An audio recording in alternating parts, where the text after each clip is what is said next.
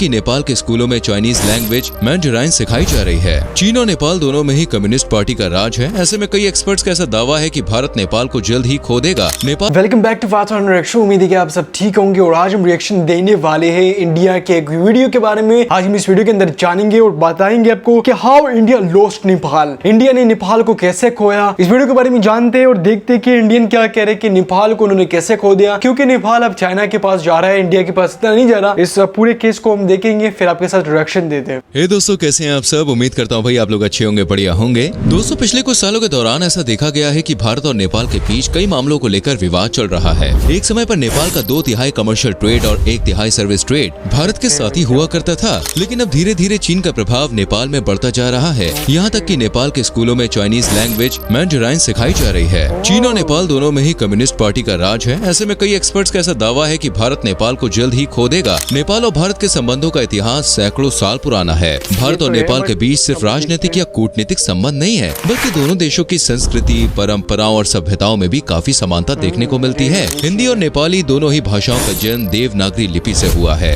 भारत हमेशा से ही नेपाल को अपना छोटा भाई मानता आया है। लेकिन दोस्तों, फिर क्या वजह रही कि जिस कारण नेपाल और भारत के बीच विवाद लगातार बढ़ता जा रहा है? क्या सच में नेपाल भारत से दूर हो रहा है? आज की इस वीडियो में हम नेपाल और भारत के बीच के रिलेशंस के बारे में बात करेंगे और जानेंगे कैसे भारत का प्रभाव नेपाल में कम होता हुआ नजर आ रहा है। तो चलिए अब देर न करते हुए आज की वीडियो को शुरू करते हैं। बस आपसे रिक्वेस्ट है वीडियो को एंड तक देखिएगा। सबसे पहले आपको बता दें कि नेपाल हिमालयन रेंज के सदर्न स्लोप एरिया में आता है। ये चीन और नेपाल जैसे दो शक्तिशाली और ताकतवर देशों के बीच में स्थित है, जिसका फायदा नेपाल बखूबी रूप से उठाना जानता है। भारत और नेपाल के बीच कई दशकों से ओपन बॉर्डर का सिस्टम चला आ रहा है, यानी भारत और नेपाल बिना रोक टोक के, बिना वीजा और पासपोर्ट के आराम से एक दूसरे के देश आ जा सकते हैं। आज ना जाने कितने ही नेपाली रोजगार की तलाश में भारत आ रहे हैं। वहीं भारत भी बड़ी संख्या में नेपाल में अपना सामान एक्सपोर्ट करता है। नेपाल का कहना है कि वो इंडिया और चीन के साथ एक जैसे संबंध स्थापित करना चाहता है, यानी कि नेपाल भारत और चीन को एक ही नजरिए से देखता है। लेकिन हाल ही में कुछ ऐसी घटनाएं हुई हैं जिससे ऐसा पता चलता है कि नेपाल पर चीन का ज्यादा प्रभाव देखने को मिल रहा है। भारत और नेपाल के बीच रिश्ते कमजोर होते हुए नजर आ रहे हैं। नेपाल में लोगों को एंटी इंडियन के नारे लगाते हुए भी देखा गया है। इतना ही नहीं, नेपाल में कुछ बुद्धिजीवी नेता लोगों को भारत के खिलाफ भड़का रहे हैं। एक नेता ने तो कुछ समय पहले ये भी कहा था कि नेपाल के गोरखा जवानों को भारतीय सेना में अपनी सेवा प्रदान नहीं करनी चाहिए। इतना ही नहीं, कुछ साल पहले तक नेपाल में जितना भी FDI आता था उसमें 1/3 हिस्सा भारत का हुआ करता था। नेपाल के लोग भारत में काम करके अपने देश में हर साल काफी मोटी रकम भेजा करते थे, लेकिन ज्यादा इंपोर्ट के कारण नेपाल का ट्रेड डेफिसिट लगातार बढ़ता जा रहा था, जिसे कम करने के लिए नेपाल ने कई चीजों का एक्सपोर्ट शुरू किया। नेपाल एग्रीकल्चरल प्रोडक्ट के अलावा बिजली की सप्लाई भी कर रहा है और आज भारत नेपाल से इलेक्ट्रिसिटी खरीद रहा है। पर धीरे धीरे नेपाल के आंतरिक मामलों में चीन का हस्तक्षेप बढ़ता हुआ नजर आ रहा है। दरअसल चीन नेपाल में ज्यादा इन्वेस्टमेंट कर रहा है और चीन नेपाल को ऐसी तसल्ली दे रहा है कि वो उसके संग खड़ा हुआ है। हर मुश्किल में वो नेपाल का साथ देगा। नेपाल में अच्छी सड़कें और रेलवे नेटवर्क डेवलपमेंट करेगा। पोर्ट तक जाने के लिए नेपाल को एक अच्छा ट्रांसपोर्टेशन मुहैया कराएगा, जिससे अन्य देशों के साथ भी नेपाल को व्यापार करने में आसानी होगी। दोनों देशों के कम्युनिस्ट लीडर के बीच ओपन कम्युनिकेशन हो रहा है। साल 2019 के आंकड़ों के अनुसार नेपाल के कुल FDI में भारत का योगदान 30% था और चीन का 40%। लेकिन धीरे धीरे नेपाल अपने देश में चीन की कंपनियों को FDI के लिए ज्यादा अप्रूवल दे रहा है। साल 2020 की पहली तिमाही में नेपाल के कुल FDI में चीन की हिस्सेदारी 90% रही थी। दोस्तों, चीन चाहता है कि नेपाल की निर्भरता भारत पर कम हो और इसलिए नेपाल को ज्यादा लुभावने ऑफर दे रहा है। लेकिन हर कोई ये बात जानता है कि चीन कैसे पहले देशों को अपने जाल में फंसाता है और जरूरत पड़ने पर अपने हाथ पीछे खींच लेता है। पाकिस्तान और श्रीलंका इसके जीते जागते उदाहरण है। लेकिन नेपाल चीन के मंसूबों को ठीक से नहीं जानता है और अगर ऐसा ही चलता रहा तो कुछ सालों के बाद चीन ये दावा करने लगेगा कि नेपाल उसका ही एक आधिकारिक क्षेत्र है। उस वक्त तक नेपाल पर चीन का कर्जा इतना बढ़ गया होगा कि वो चाहकर भी चीन का विरोध नहीं कर पाएगा। खैर, ये तो भविष्य की बात है, लेकिन चीन ने इसकी तैयारी अभी से शुरू कर दी है। नेपाल के स्कूलों में अब चीन की मुख्य भाषा मैंडराइन सिखाई जा रही है, जिससे आने वाले समय में नेपाल के लोग चीन में जाकर नौकरी कर सके और चीन को सस्ती दरों पर अच्छी लेबर मिल सके। नेपाल के लोग काफी मेहनती भी माने जाते हैं। चीन ने कुछ समय पहले तिब्बत के लासा से काठमांडू तक एक रेल प्रोजेक्ट शुरू किया था, जो साल 2025 तक पूरा हो सकता है और इसके बाद इसे लुम्बिनी तक बढ़ा दिया जाएगा, जो भारत के बॉर्डर के काफी नजदीक पड़ता है। इससे चीन की भारत में भी दखल अंदाजी बढ़ सकती है। नेपाल और भारत के बीच सबसे बड़ा विवाद सीमा को लेकर चल रहा है। साल 2019 में भारत ने अपना एक नया पॉलिटिकल मैप जारी किया था, जिसमें उत्तराखंड के पिथौरागढ़ जिले के 3 हिस्से कालापानी, लिपुलेख और लिपियाधुरा को भारत ने अपने नक्शे में दिखाया था। इन सभी क्षेत्रों पर लंबे समय से भारत का कब्जा है, लेकिन अब नेपाल ने इस पर आपत्ति जतानी शुरू कर दी है और कहा है कि ये तीनों जगह नेपाल के अधीन आते हैं। इसके बाद नेपाल ने भी अपना एक नक्शा जारी किया और इन हिस्सों को अपनी टेरिटरी बताया, लेकिन तत्कालीन प्रधानमंत्री केपी ओली ने भारत का विरोध किया था। ये सीमा विवाद कब शुरू हुआ था, इसके लिए आपको भारत और नेपाल के इतिहास के बारे में जानना होगा। देखिए, ऐसा कहा जाता है कि 10वीं शताब्दी के दौरान नेपाल में लोगों ने रहना शुरू किया था और धीरे धीरे वहाँ पर लोगों की तादाद बढ़ने लगी। इसके बाद नेपाल वाले हिस्से पर भारतीय साम्राज्यों ने राज किया, जिनमें गुप्त, सोम और सूर्य साम्राज्य शामिल थे।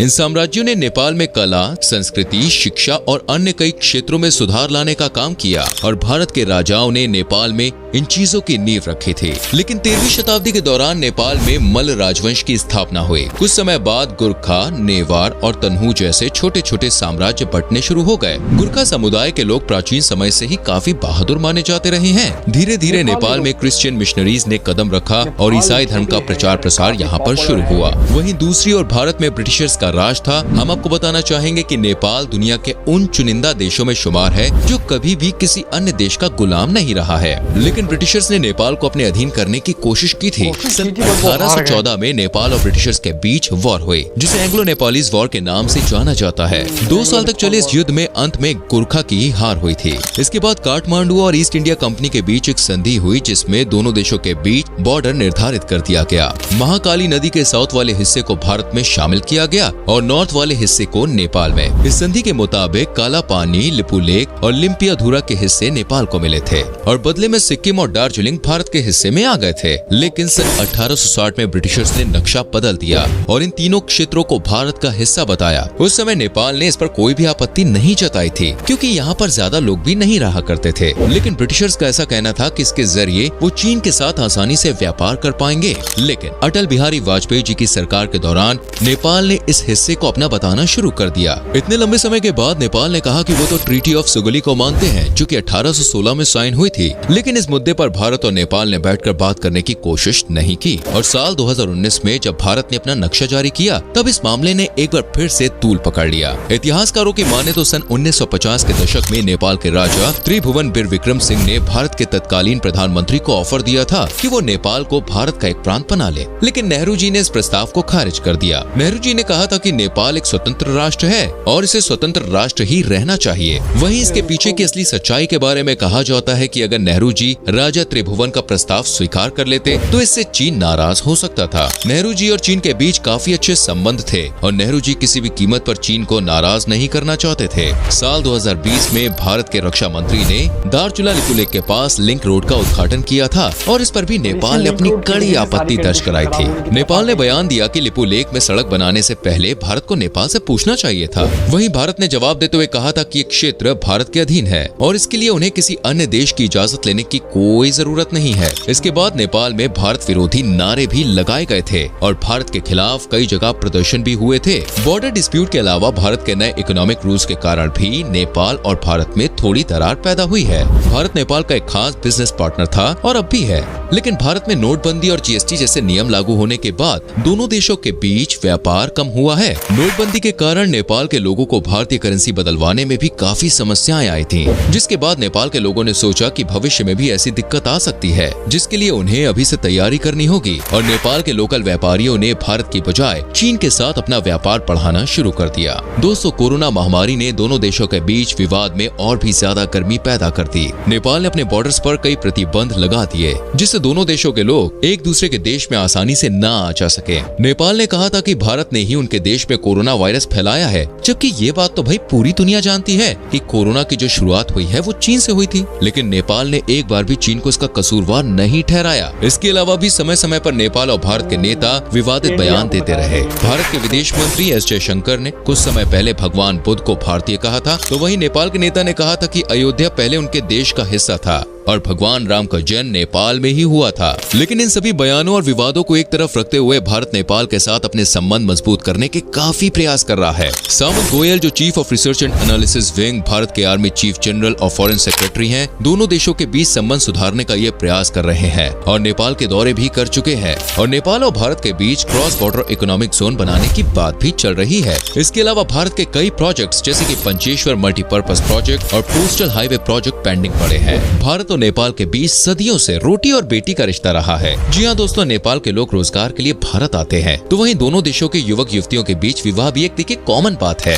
भगवान राजा का जन्म भारत में हुआ है तो राजा जनक और सीता नेपाल से ताल्लुक रखते थे। महात्मा बुद्ध का जन्म नेपाल में हुआ था, लेकिन उन्हें ज्ञान की प्राप्ति भारत में हुई थी। दोनों देशों का रहन सहन, बोल चाल और संस्कृति में भी और काफी सिमिलैरिटीज हैं। ऐसे में भारत और नेपाल दोनों के लिए अच्छा यही रहेगा कि फिजूल के बयानबाजी से या चीन के बहकावे में आकर नेपाल कोई भी फैसला ना ले और सभी विवाद को बैठकर सुलझाए। तो दोस्तों, ये थे वो कारण जिसके लिए नेपाल भारत के साथ रिश्ता नहीं रखना चाहता है। उम्मीद करते हैं कि आपको हमारी ये वीडियो पसंद आई होगी। आशा है आप भारत और नेपाल के बीच विवाद को अच्छी तरह से समझ पाए होंगे इस वीडियो के थ्रू। अगर आपको इस वीडियो पर कोई राय देनी है तो कमेंट सेक्शन खुला हुआ है, आप कमेंट कर सकते हैं। हमें इंतजार रहेगा आपके कमेंट का। उम्मीद है कि आप लोगों ने वीडियो देखी, आपको पता चल गया कि नेपाल को इंडिया कैसे खो रहा है। अब बात यहाँ पे ये करे कि इनके ताल्लुकात तो काफी टाइम से खराब है। 1950 से तकरीबन इस काला पानी लेपुलेक वाली बात लड़ाई होती जा रही है। यहाँ पे बात ये कि 2019 के अंदर जब इंडिया ने अपना नया मैप लॉन्च किया, तो नया मैप लॉन्च करने के बाद उन्हें वो जगह जो नेपाल की है, नेपाल इसको क्लेम करता है, वो इंडिया ने अपने मैप के अंदर दिखाया है। तो बात यहीं से स्टार्ट हुई। और इससे पहले अगर बात करें 2015 के अंदर जब भूकंप आया था, भूकंप के अंदर काफी जगहों पे इंडिया ने नेपाल का बॉर्डर बंद कर दिया क्योंकि नेपाल से लोग इंडिया की तरफ ना आए, क्योंकि भूकंप की वजह से काफी लोगों को नुकसान हुआ था। जबकि 2019 के अंदर ये सारी चीजें दोबारा हुई, दोबारा रिपीट हुई, लड़ाइयां स्टार्ट हुई। 19 से लेकर 20 के नवंबर तक ये सारी लड़ाइयां चली। सो हम यहाँ पे ये कह सकते हैं कि इंडिया ने अपना सारा कसूर जो है ना किया था।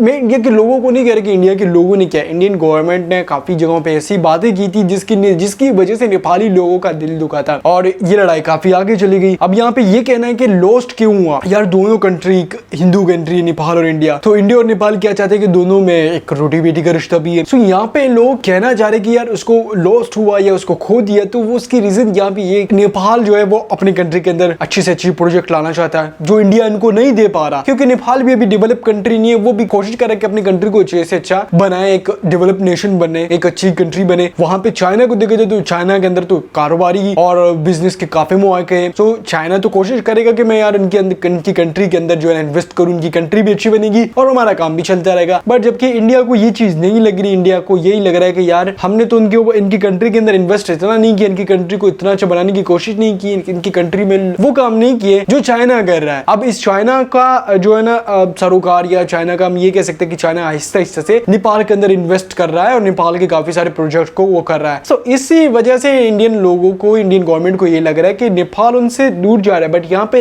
हो सकता है दूर जाए, बट यार जो भी है दोनों कंट्री के अंदर ताल्लुकात काफी बेहतर है।